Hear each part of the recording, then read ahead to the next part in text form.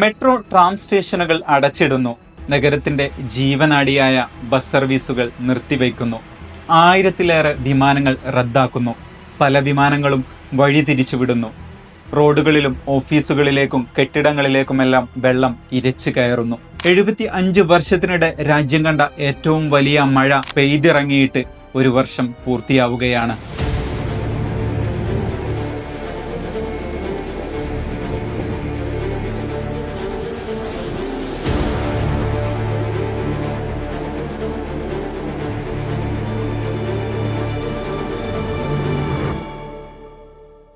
എഴുപത്തിയഞ്ച് വർഷത്തിനിടയിലെ ഏറ്റവും വലിയ ശക്തമായ മഴയാണ് UAEയിൽ 2024 ഏപ്രിലിൽ പെയ്തത്.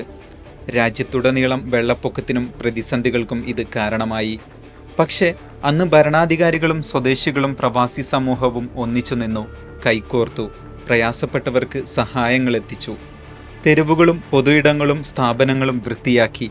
ദിവസങ്ങൾക്കകം ഇമാറാത്തിലെ ജീവിതം സാധാരണ നിലയിലായി. അതിനിടെ പ്രളയത്തെ ചെറുക്കാനും ഇനിയൊരു പ്രളയം സംഭവിക്കാതിരിക്കാനും വലിയ പദ്ധതികൾ ഭരണകൂടം പ്രഖ്യാപിച്ചു.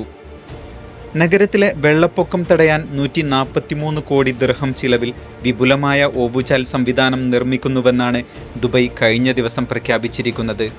തോറ്റു പിന്മാറാൻ ഒരുക്കമല്ലാത്ത, സ്വപ്നങ്ങൾ പൂർത്തിയാക്കാൻ മാത്രം കഴിയുന്ന ഭരണാധികാരികളും ഇമാറാത്തിനെ സ്വന്തം രാജ്യത്തോളം നെഞ്ചോട് ചേർത്ത് ഈ രാജ്യത്തെ പടുത്തുയർത്താൻ സഹായിച്ച പ്രവാസി സമൂഹവുമുള്ളപ്പോൾ ഒരു വർഷത്തിനിപ്പുറം കരുത്തോടെ തലയുയർത്തി തന്നെ നിൽക്കുകയാണ് UAE. പൊള്ളുന്ന മരുഭൂമിയിൽ സ്വപ്നലോകം തീർത്ത ഈ രാജ്യം എല്ലാ വെല്ലുവിളികളെയും അതിജീവിച്ചു കൊണ്ടേയിരിക്കും.